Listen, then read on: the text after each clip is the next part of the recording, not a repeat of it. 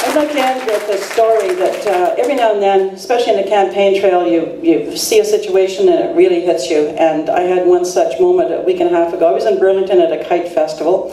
Long story. But there was myself and 100 kids all making kites. I wanted to get the perfect pattern, and so I went there to get it.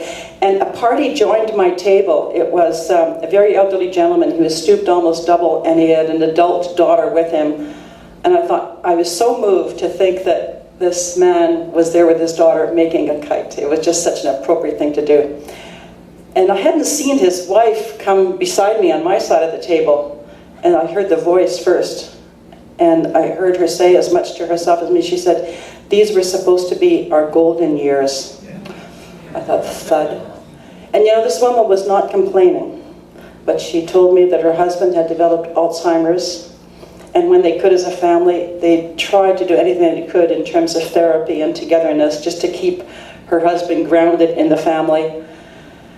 But they were facing the challenge that they couldn't get home long-term care close to home. They were beyond home care. They needed long-term care. And with the distance they had to drive, they just knew that these little outings and trips, this wasn't a sustainable plan. Broke my heart, breaks yours, makes us mad, right? We know what we're going to do. Leading up to this election, we know we're the only party that puts people first, and in fact, our campaign slogan is change that puts people first. And if that sounds kind of familiar, it's because it's based on a Tommy Douglas, I think 1930s slogan, people first. Like all Tommy's policies, it's meant to ground policies in the needs of the people it serves. That's where we're coming from. Public policy should ease people's lives, not make them harder.